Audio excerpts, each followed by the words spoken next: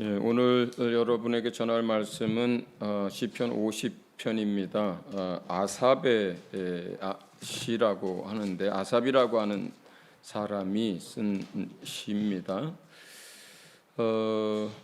전체가 이어지는 내용이어서 1절부터 23절 전체를 본문으로 택했고요.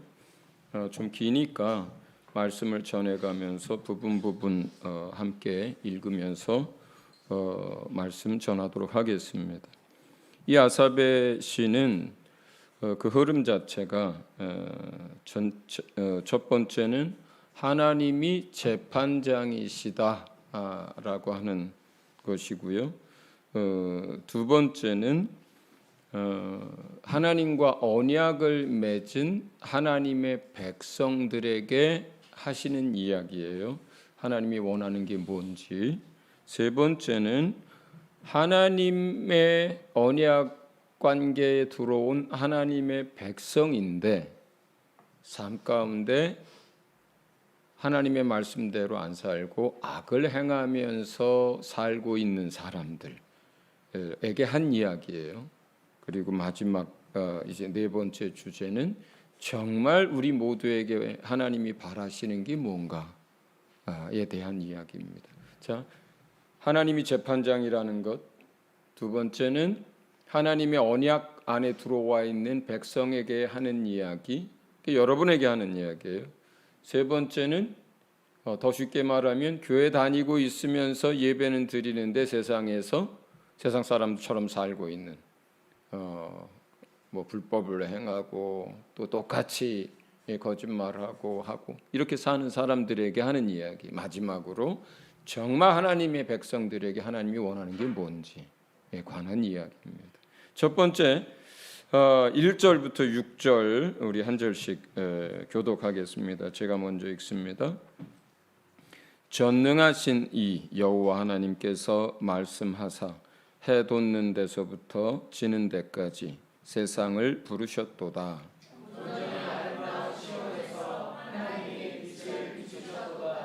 우리 하나님이 오사 잠잠하지 아니하시니 그 앞에는 삼키는 불이 있고 그 사방에는 광풍이 불리로다. 하나님이 자기의 백성을 판결하시려고 이 하늘과 아래 땅에 선포하여 이르시되 나의 성도들을 내 앞에 모으라. 그들은 제사로 나와 언약한 이들이니라 하시도다.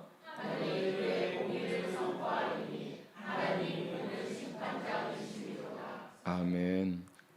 아삽이 장차 될 일을 미리 본 거예요. 아삽이 성령께서 그 아삽에게 감동해 주셔서 알게 하신 것을 기록한 거예요. 그러니까 이 시는 예언적 성격을 담고 있고 장차 될 일에 대한 것입니다.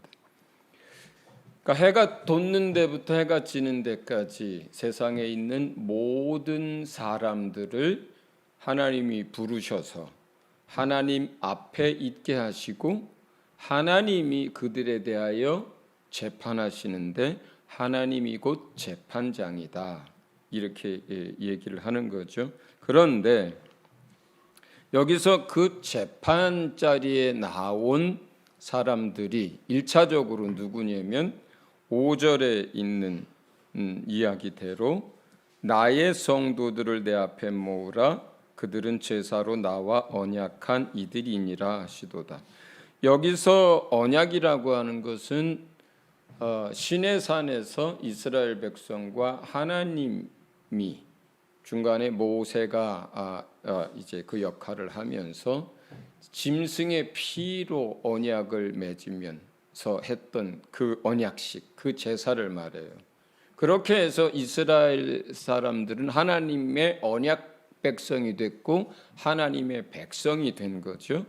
그러니까 지금 여기서 심판에 대해서, 그리고 심판장은 하나님이신데 첫 번째 누구에 대해서 심판하시는 얘기를 하는 거냐면 하나님의 언약 안에 들어와 있는 백성을 향한 심판 이야기를 하는 거예요. 자, 그러면 여기서 하나님이 이제 심판하시는 것에 대해서 잠깐 설명을 드리면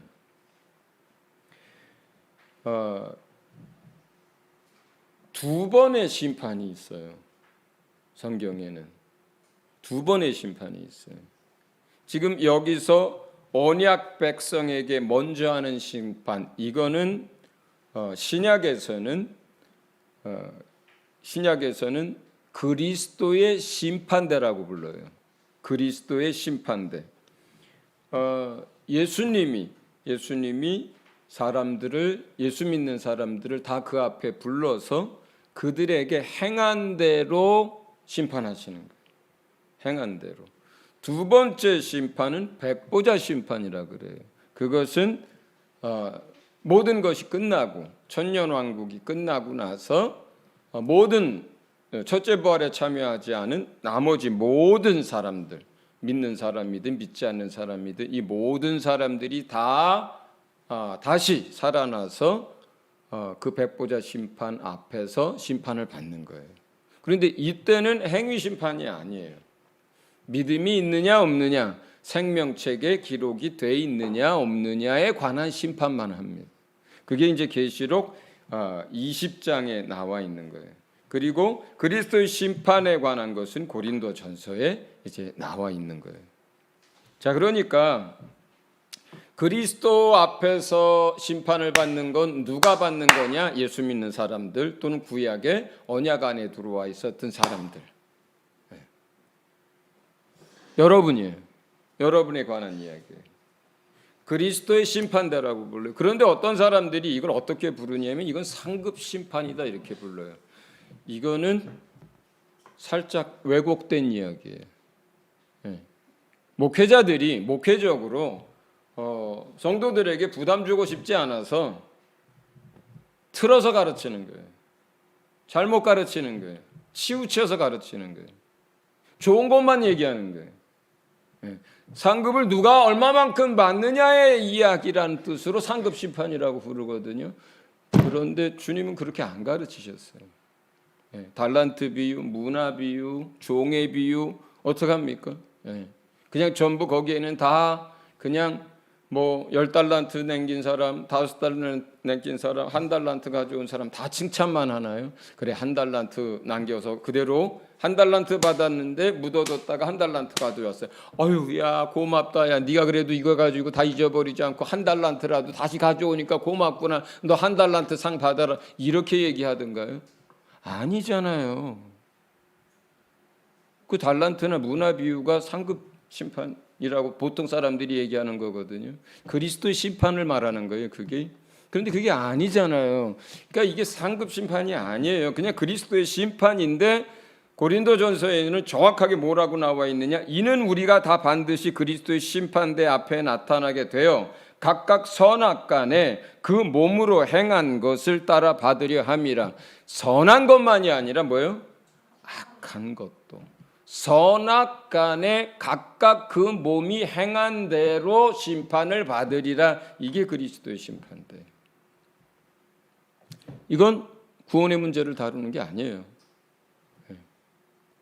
그러나 분명하게 주님이 뭐라고 얘기하냐면 바깥으로 쫓겨나요. 고통을 당합니다. 1달란트 받은 사람이. 그리고 만약에 그 1달란트 받은 사람이 정말 구원 얻을 만한 믿음이 없어서 죽은 믿음을 가졌기 때문에 그렇게 살았다라고 하면 그 사람 구원 못 받습니다. 야고보서가 그거 얘기하는 거예요. 죽은 믿음을 가졌다면, 행함이 없는 죽은 믿음을 가졌다면, 그래서 그가 1달란트를 그냥 묻어둔 거라면 그 사람은 그 죽은 믿음으로 어떻게 구원을 받아요? 야고보서는 그 사람 구원 못 받는다고 얘기를 해요. 죽은 믿음이라면 그렇게 되죠. 그러나 우리가 죽은 믿음이 아니라 그래도 주님을 믿고 의지했다면 어때요? 그가 이 땅에서 몸으로 행한 것 가운데 어떤 잘못된 것은 그것대로의 보응을 받습니다. 구원의 문제는 아니지만. 그러나 5달란트 남긴 사람, 10달란트 남긴 사람, 이런 사람들에게는 큰 영광과 상급과 권세를 주시잖아요. 이게 그리스도 심판대예요. 그러니까 우리가 전적으로 은혜로 우리가 행위에 아무것도 기여한 것 없이 하나님의 자녀가 됐고 하나님의 언약 백성이 됐고 하나님의 백성이 됐어요. 여기서 우리가 받은 언약은 뭐예요? 여기서 말하는 이 아삽의 시 속에 나온 5절은 구약에서의 언약을 말하는 건데 우리는 신약에서의 언약 백성이에요. 새로운 언약 백성이란 뜻이에요. 히브리서 8장 10장에서 제가 자주 얘기하죠. 새 언약의 내용들이 나오잖아요. 여러분은 예수가 드린 제사, 예수가 자기 몸을 제물로 드린 제사, 예수가 그 제사 가운데 흘린 피, 그 제사와 그 예수의 피의 언약으로 하나님의 자녀가 됐고 구원 얻었고 하나님 나라의 백성이 된 언약 백성입니다. 할렐루야. 그러니까 이 이야기는 구약 시대의 그 언약 백성과 신약 시대의 여러분, 새 언약의 백성이 된 여러분 모두에게 하는 이야기입니다. 할렐루야. 구약 시대에도 믿음을 따라 산 사람들이 그리스도의 심판대 앞에 설 거예요. 신약 시대에도 믿음의 삶을 산 하나님의 백성들이 그리스도의 심판대 앞에 설 거예요. 이건 행위 심판입니다. 행위로 구원을 얻는다는 게 아니라 구원 얻은 영혼들을 향한 행위의 심판이란 뜻이에요. 거기서 영광과 상급이 있고 거기서 책망과 그리고 그거에 대한 응분의 또 대가를 지불하는 일들도 생기는 거예요. 두 번째, 백보자 심판은 여기에는 행위 문제가 전혀 상관이 없어요. 행위의 문제를 다루지 않습니다. 백보자 심판은. 백보자 심판은 믿음의 문제를 다뤄요. 죄사함의 문제를 다뤄요. 생명책에 기록됐느냐 안 됐느냐를 다뤄요.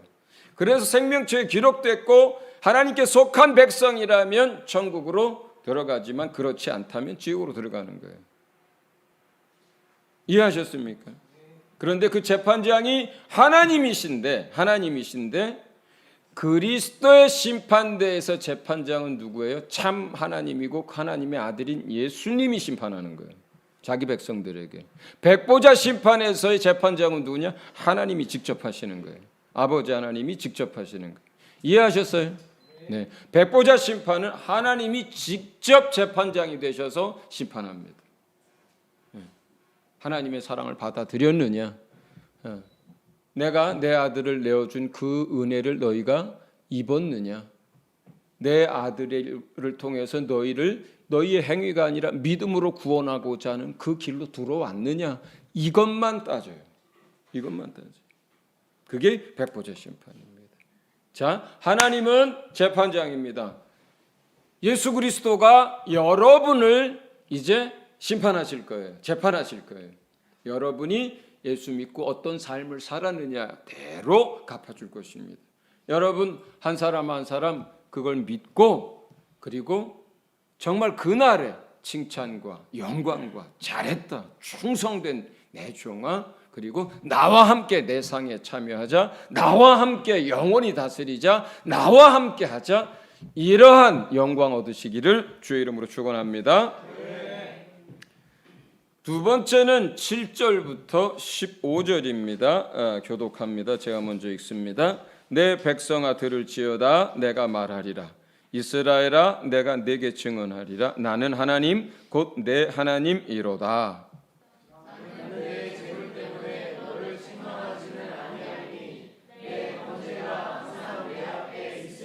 내가 내 집에서 숫소나 내 우리에서 숫염소를 가져가지 아니하리니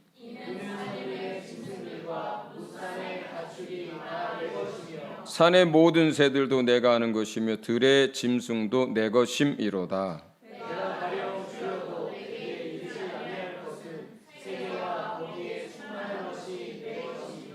내가 숫소의 고기를 먹으며 염소의 피를 마시겠느냐?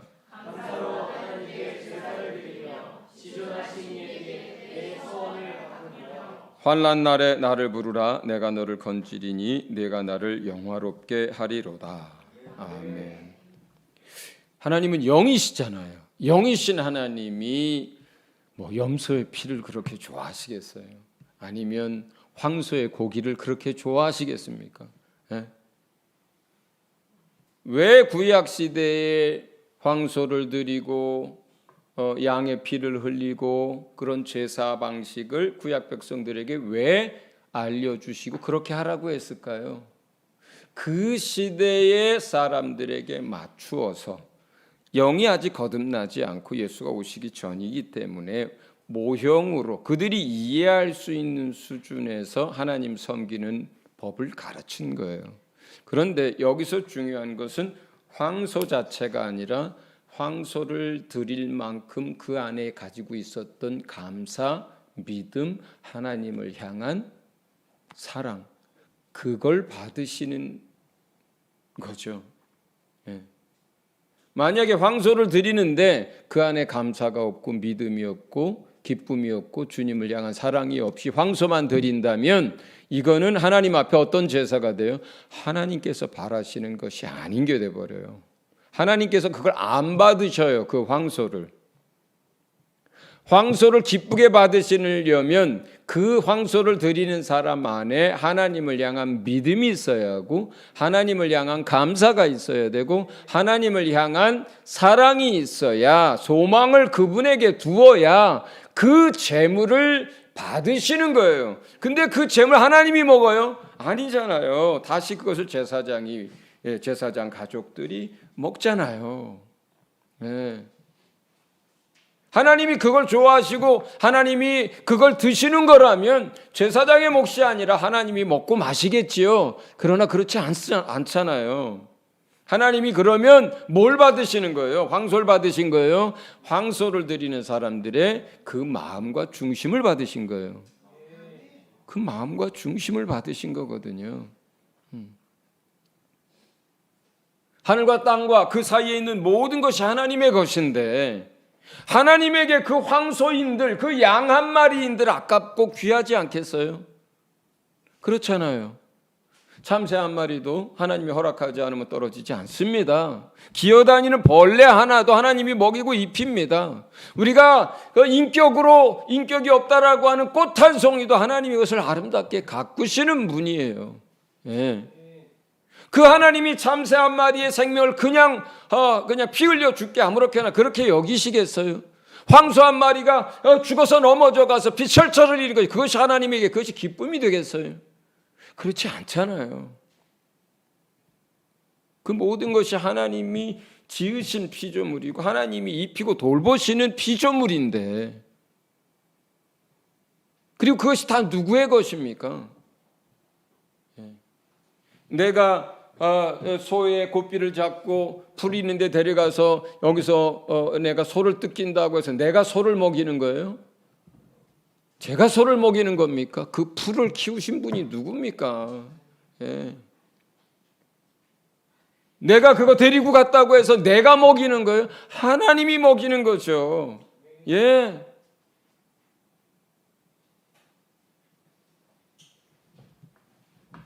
우리가 추석을 맞이했을 때 뭐 합니까? 예수 믿는 사람들은 하나님께 감사의 시간을 갖는 거죠. 예? 가족들이 모이고 그리고 또 며칠 쉬면서 우리가 그 시간에 어떻게 합니까? 하나님께 감사의 시간을 갖고 또 주신 것들을 가족들이 함께 사랑하면서 누리고 서로를 돌보는 그런 명절이 크리스찬에게 추석이잖아요. 할렐루야. 로마서 1장에는 뭐라 그럽니까?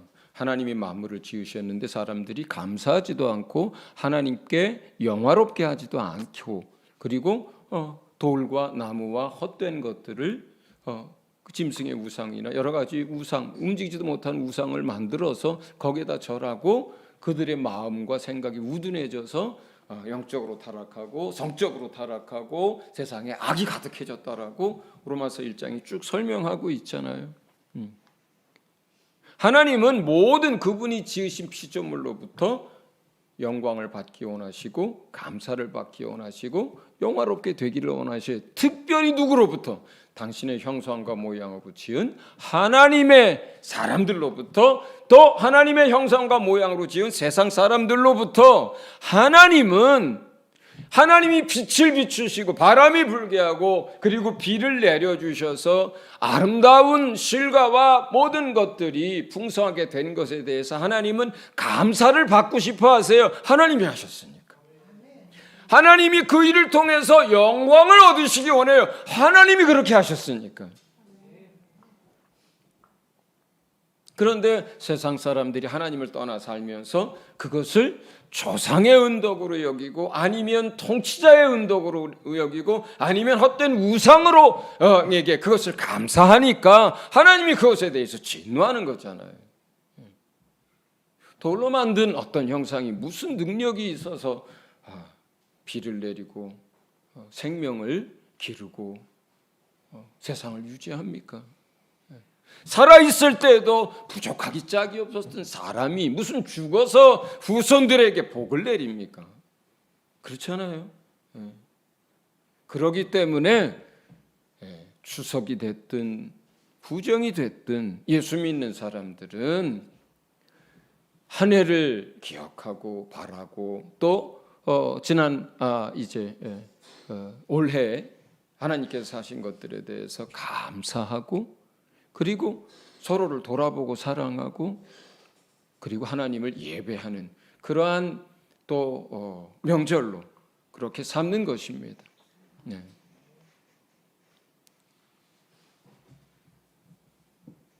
그러면서 하나님이 14절, 15절에 하나님이 하고 싶은 얘기를 해요. 같이 한번 읽어보겠습니다. 시작. 감사로 하나님께 제사를 드리며 지존하신 이에게 내 서원을 갚으며 환난 날에 나를 부르라. 내가 너를 건지리니 내가 나를 영화롭게 하리로다. 아멘. 끝에 23절 이 전체 시의 결론으로 한 절이 나오는데 이게 14절, 15절과 같은 내용을 담고 있어요. 23절 같이 한번 읽어봅니다. 시작. 감사로 제사 드리는 자가 나를 영화롭게 하나니 그의 행위를 옳게 하는 자에게 내가 하나님의 구원을 보이리라.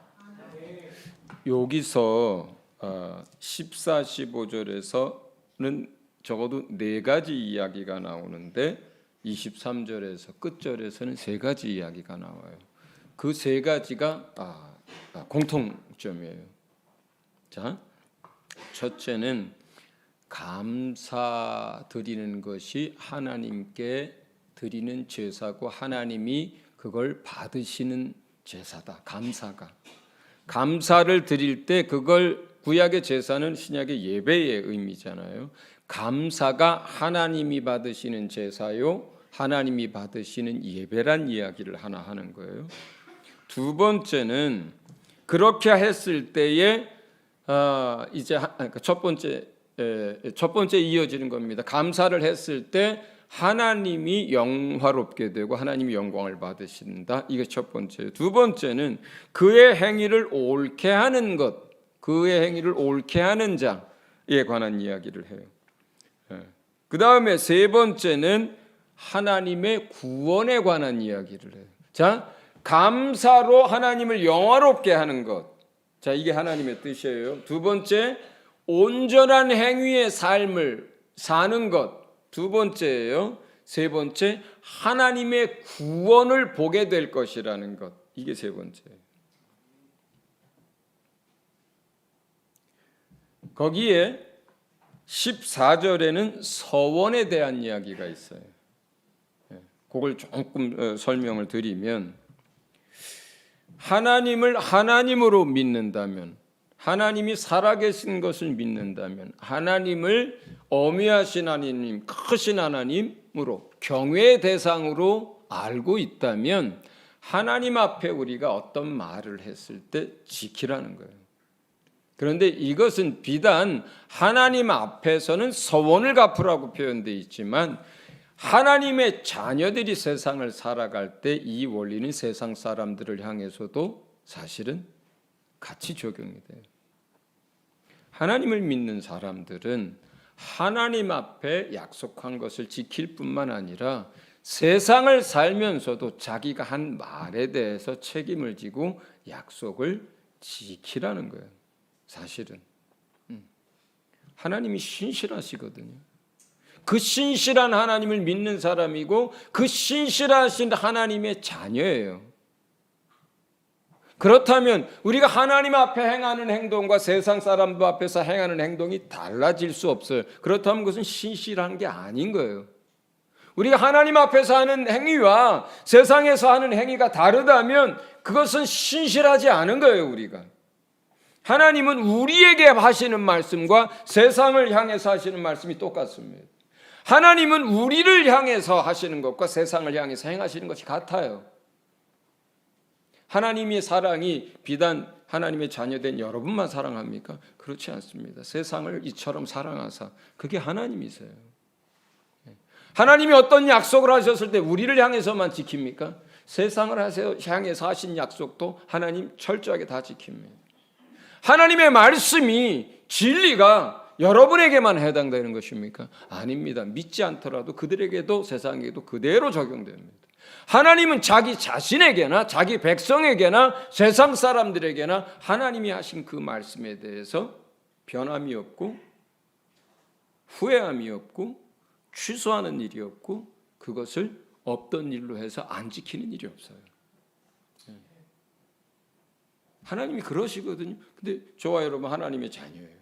그렇다면 당연히 우리도 때로는 손해가 날지라도 때로는 힘들어도 최선을 다해서 우리가 하나님처럼 완전하다면 좋겠지만 그럴 수는 없겠지만 그러나 최선을 다해서 손해가 날지라도 하나님 앞에뿐만 아니라 세상에서 그 신실함을 나타내고 약속을 지키고 말에 책임을 지려고 할 때 이게 23절에서 그 행위를 옳게 하는 자라는 말이에요. 여기서는 사실은 또 우리가 하나님의 말씀을 따라 미가서에서 똑같은 얘기가 나옵니다. 하나님의 말씀을 따라 공의를 행하며 인자를 사랑하며 하나님과 동행하는 그러한 삶을 살 때 하나님 그 다음에 항상 어떤 얘기를 하냐? 내가 너를 환난 날에서 건지겠다. 내가 너를 구원하겠다. 내가 하나님의 구원을 볼 것이다. 이 얘기를 해요. 자, 그게 세 가지예요. 그러니까 자 보세요. 하나님 앞에 감사하는 삶을 얘기해요. 그게 하나님을 영화롭게 합니다. 그 다음에 하나님 앞에 옳은 삶을 말씀을 따라 사는 삶을 삽니다. 그게 두 번째, 세 번째 어떤 일이 일어날까요? 그 다음에 하나님께서 여러분을 구원하시는 역사가 일어나요. 우리 영혼의 구원은 이미 받았어요. 여러분의 염려를 가져가는 역사가 일어나요. 여러분이 어려운 일을 만났을 때 해결해 주시는 역사가 일어납니다. 여러분이 그 마음에 눌리고 있는 그 문제에 대해서 하나님이 자유케 하는 역사가 일어납니다. 영적 공격을 받을 때 여러분을 지켜주는 역사가 일어납니다. 여러분이 환난 가운데 있을 때 건지시는 역사가 일어납니다. 여러분이 하나님 앞에 눈물로 간구한 것에 대해서 응답하시는 역사가 일어나요. 구원과 응답과 치유와 회복과 놀라운 하나님의 살아계심을 경험하는 역사들이 여러분 삶에서 계속 일어날 것입니다. 할렐루야. 그러면 여러분 안에 또 무엇이 일어나요? 하나님을 향한 당연히 감사가 일어나죠. 나를 치유해 주신 내 하나님께 감사하지 않을 수 없죠. 내 기도에 응답하신 하나님 앞에 내 마음에서부터 감사가 일어납니다. 내 마음이 어떤 일로 인해서 눌리고 힘들고 할 그 염려를 하나님이 가져가 버려요. 염려하려고 해도 염려가 안 되는 놀라운 일들이 일어나요. 그것 자체에 대해서 이미 하나님이 응답하셨다는 것을 자기 자신이 너무나 분명하게 알아요. 그러니 그 안에서 감사가 일어납니다. 그 하나님의 구원을 위해서 하나님 앞에 다시 감사하게 되고 그것이 하나님을 영화롭게 하는 일이 됩니다. 하나님의 치료하심을 놓고 감사하게 되고 그것을 인해서 하나님이 영광을 얻으십니다. 하나님이 구원하신 그 놀라운 일들을 통해서 하나님이 감사와 영광을 받으시고 또 여러분이 하나님 앞에 원했던 그리고 하나님의 필요를 채우시는 그 역사들을 통해서 또 여러분 안에 감사가 일어나는 거예요. 이게 같이 돌아가는 거예요. 같이 돌아가는 거예요. 그런데 많은 사람들이 성경을 읽거나 아니면 설교를 들을 때 어떻게 읽고 가르칩니까? 여러분 어떻게 듣습니까? 여기서 감사로 제사를 드리는 자가 하나님을 영화롭게 하나니 그리고 가운데 빼놓고 하나님의 구원을 보리로다. 이렇게 넘어가요. 그리스도의 심판 대 상급 심판 이렇게 넘어가요. 한 달란트 받은 얘기의 이야기는 다 빼버립니다. 여러분이 하나님 앞에 갔을 때 얻을 상급만 이야기하게요. 여러분이 감사를 드릴 때 하나님이 여러분에게 보이실 구원에 대해서만 이야기를 해요.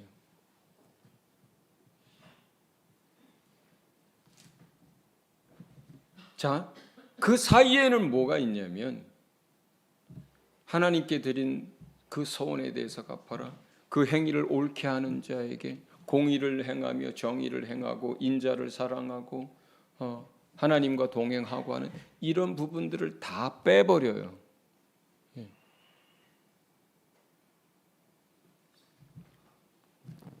우리가 하나님 앞에 가서 상급만 받으려면 어떻게 해야 되냐면 우리가 잘못하는 것들을 매일매일 예수님 앞에 가지고 나가서 매일 그것을 고백하고 예수의 보혈의 공로를 입는 그 삶을 지속하면 하나님 나라에 갔을 때 상급만 남아요.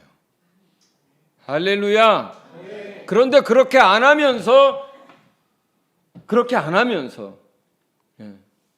하나님 앞에 가면 내가 잘한 것만 상급만 남고 내가 못한 건 싹 지워졌다라고 그렇게 생각하면 그건 잘못 생각하는 거예요.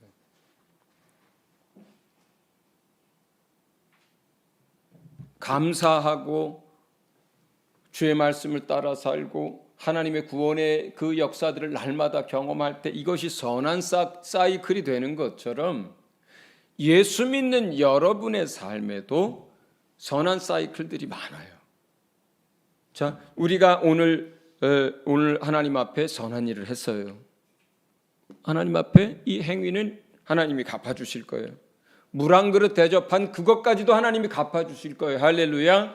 네. 여러분이 주의 이름으로 믿음으로 행한 것 지극히 작은 것 하나 전부 갚아주실 거예요. 할렐루야. 네. 예, 교회에 와서 남들이 오기 전에 청소하신 분들, 또 평일날 여기서 화장실 청소하신 분들, 또 맛있는 거 조금이라도 생기면 싸들고 와서 나누시는 분들, 예, 또 여러분들 삶 가운데서 직장에서 정말 기도하고 커피 한 잔이라도 주의 이름으로 타주고 하는 사람들, 또 사람들을 치료하고 할 때 정말 기도하면서 했던 것 하나도 안 빠지고 전부 상과 영광으로 갚아주실 것입니다. 할렐루야.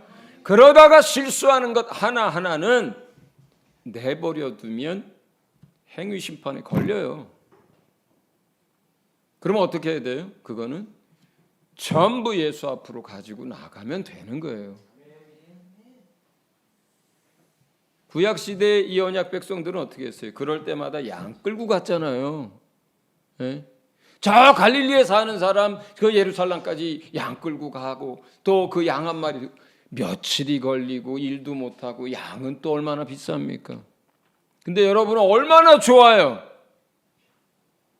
넘어지고 실수했을 때 그냥 그 자리에서 진실한 마음으로 예수님 실수했습니다. 예수님 죄송합니다. 내가 잘못했습니다. 나를 용서하시고 또 이것으로 말미암아 저 사람이 상처받았습니다. 치료해 주시고 또 내가 그와 화목할 수 있도록 용서를 구할 수 있도록 용기와 또 사랑하는 마음 주십시오. 이렇게 하면 끝나는 거잖아요. 진실하게 그렇게 하면. 그죠?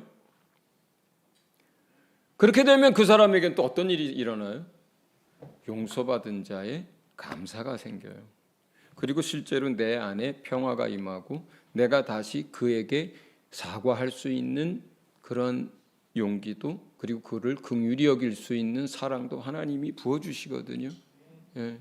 그러면 내가 할 수 없었던 것인데 사과하고 또 용서하고 섬기고 사랑할 수 있게 돼요.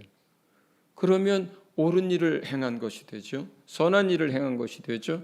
주의 말씀대로 행한 것이 돼요. 그러면 하나님이 그에게 복 주시고 그가 환난에 처했을 때 건지시고 그가 간구할 때 응답하시고 그가 어려움에 처했을 때 그를 지켜주시는 역사가 일어납니다. 예. 그러니까 그 안에 더 기쁨과 감사가 넘치고 다시 주의 뜻대로 살고 그러다가 잘못하는 건 다시 예수님 앞으로 가져가서 용서를 구하고 회복을 받고 이 선한 사이클을 살아가는 것이 그게 예수 믿는 사람들의 삶이에요. 그 선한 사이클이 지속되면 놀랍게도 시간이 지날수록 아름다운 그리스도의 형상대로 변화되어져 가요. 그 사람이 인격이 바뀌고 삶이 바뀌고 말이 바뀌고 행동이 바뀝니다. 얼굴 표정 자체도 다 바뀌어버려요.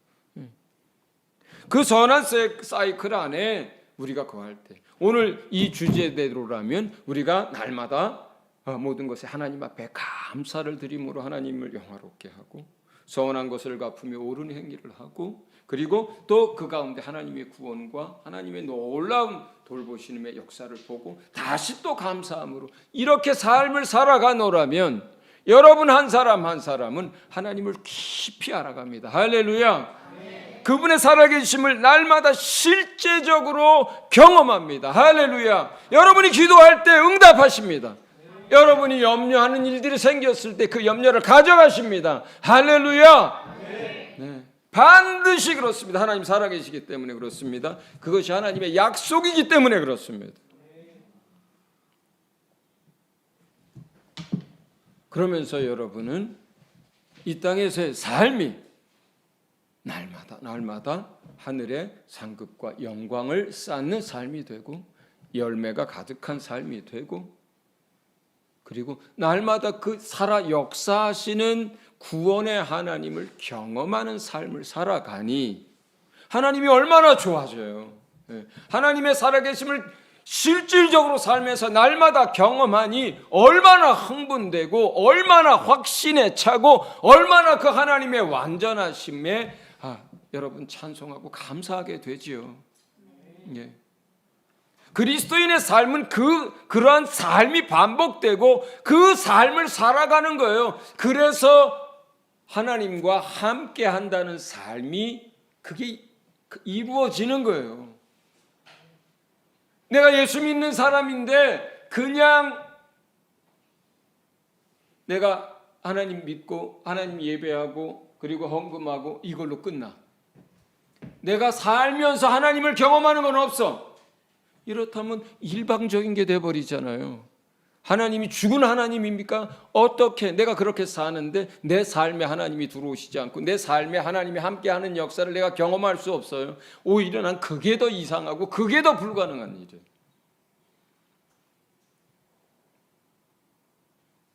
자, 우리 미가서 말씀을 같이 한번 좀 읽어보겠습니다. 미가서 6장 6절에서 8절 같이 읽습니다. 시작. 내가 무엇을 가지고 여호와 앞에 나아가며 높으신 하나님께 경배할까? 내가 번제물로 1년 된 송아지를 가지고 그 앞에 나아갈까? 여호와께서 천천의 숫양이나 만만의 강물 같은 기름을 기뻐하실까?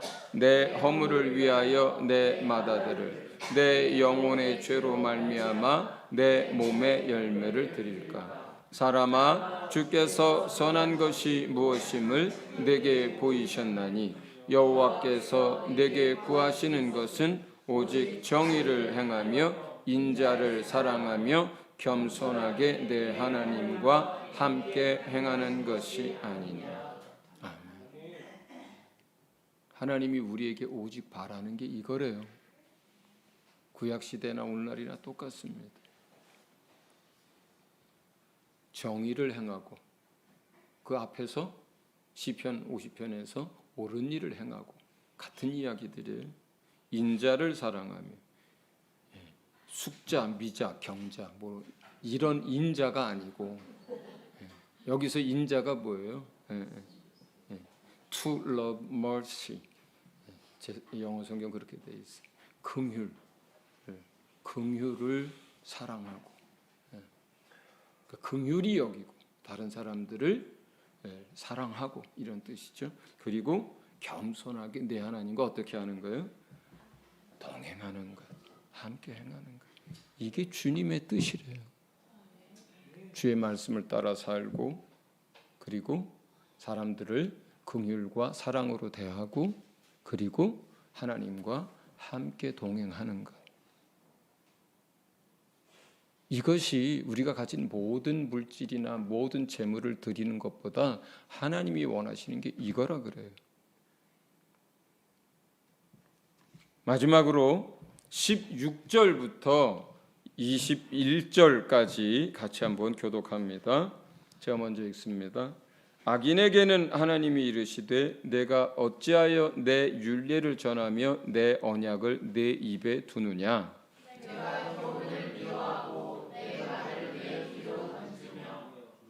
도둑을 본즉 그와 연합하고 간음하는 자들과 동료가 되며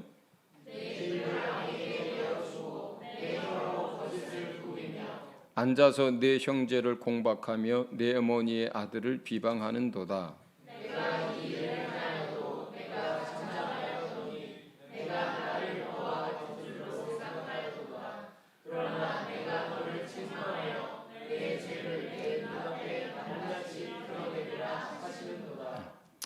자, 16절에 악인들이에요. 악인들에게 하나님이 이르는데 내가 악한 삶을 살면서 어찌해서 내 입으로는 내 하나님의 율례를 전하고 내 언약에 대해서 네가 말하고 댕기냐. 이해하셨죠? 악한 삶을 살아요. 그런데 그 입에는 무슨 얘기를 해요? 입으로는 하나님의 율법, 하나님의 말씀 이런 이야기라고 하나님의 언약 이야기를 해요. 사람들에게. 교회를 다녀요. 크리스찬이에요. 하나님 백성이라 그래요.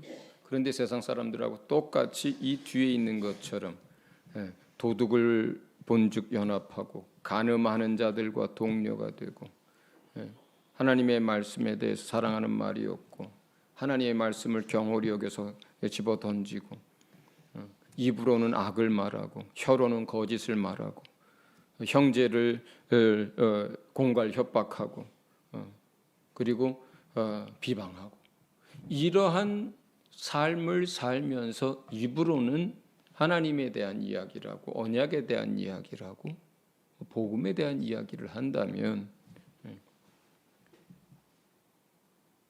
세상 사람들에게도 그것은 정말 말이 안 되는 그리고 욕먹는 이야기고 하나님 욕먹이는 얘기고 복음을 회방하는 일이 돼버리고 야 내가 너 때문에 교회 안 나간다.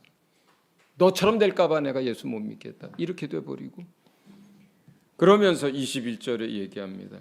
내가 이 일을 행해도 하나님이 오래 참고 기다리고 인내하였더니 하나님이 너 같은 줄 안다.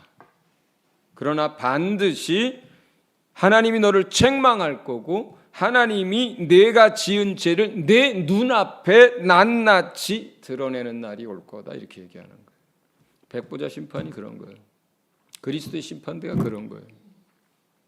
그날에 잘한 것만 상 주고 못한 건 그냥 없는 걸로 치자 하는 날이 아니고 백보자 심판도 다 마찬가지예요.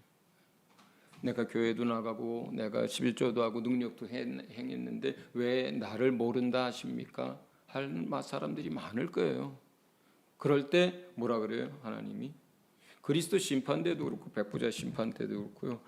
내가 행한 그 악한 일들에 대해서 낱낱이 내 눈앞에 보여줄 거라는 거예요. 많은 사람들이 죽었다가 살아난 경험을 한 많은 사람들 또는 죽기 직전까지 간 사람들이 공통적으로 하는 많은 이야기들이 있어요. 영이 몸에서 쑥 빠져나가는 걸 경험하는 이야기들이 공통적이에요. 또 하나 아주 많은 공통적인 얘기가 뭐예요?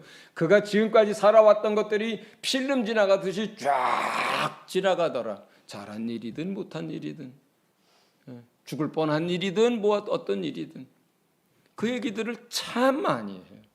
참 많이 해요. 그런데 하나님이 우리가 잘한 일만 다 기억하는 게 아니라 물안전 대접한 것만 기억하는 게 아니라 우리가 그 문제를 이 땅에서 예수의 보혈로 해결하지 않으면 낱낱이 내 눈앞에 그것을 다 드러내서 너를 심판하겠다고 하시는 거예요. 그래서 많은 사람들이 예수 믿는 사람들에게는 우린 예수밖에 없어요. 우린 예수 피밖에 없어요. 우린 예수밖에 없어요. 이러고 살고 입에서 그것을 끊임없이 고백하는 이유가 뭡니까? 우리가 하나님 앞에 서는 날에, 예수 그리스도 앞에 서는 날에 우리가 잘못한 건 다 예수님과 하나님이 다 기억에서 다 지워버리시고 예수의 피로 다 덮어버리시고 오직 우리가 하나님 앞에 잘하고 우리가 믿음으로 행한 것들만 남아서 여러분들이 영원히 하나님과 함께 그 영광을 누리게 되기를 바라기 때문에 예수 피, 예수 피, 예수 피 그렇게 입에 달고 사는 것인 줄 믿으시기 바랍니다.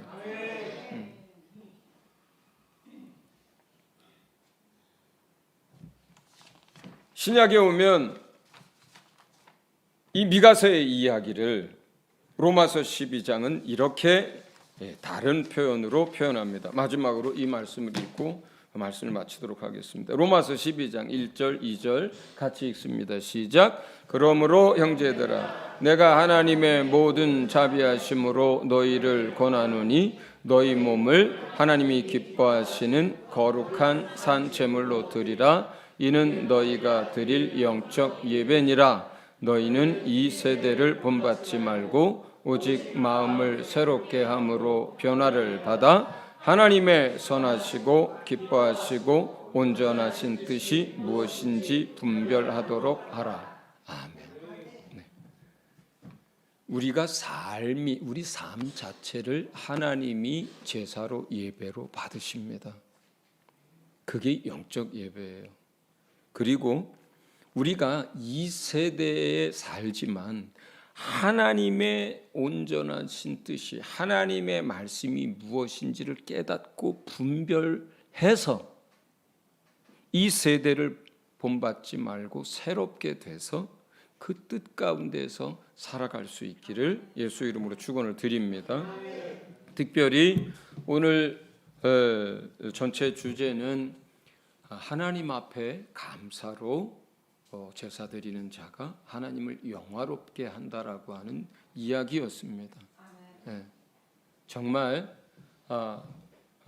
정말 감사할 게 얼마나 많은지 몰라요. 오늘 하루도 이번 한 주도 여러분들 저 가을 햇살에 부서지는 그 낙엽의 아름다움 하나에서도 하나님을 찬양하고 하나님께 감사할 수 있길 바랍니다. 여러분 맛있게 익은 사과 하나를 입에 물면서도 하나님께 감사할 수 있기 바랍니다. 여러분 건강 주셔서 산책하고 조깅하면서도 그 주신 은혜들을 감사할 수 있기를 바랍니다. 여러분들 가족들, 친척들, 자녀들 함께 이렇게 모일 수 있는 그것에 대해서 감사할 수 있기를 바랍니다. 햇곡식 먹으면서 하나님이 하셨습니다 하고 감사할 수 있기 바랍니다. 여러분을 통해서 하나님을 영화롭게 하시기를 바랍니다. 우리 말씀 기억하면서 한 목소리로 기도합니다.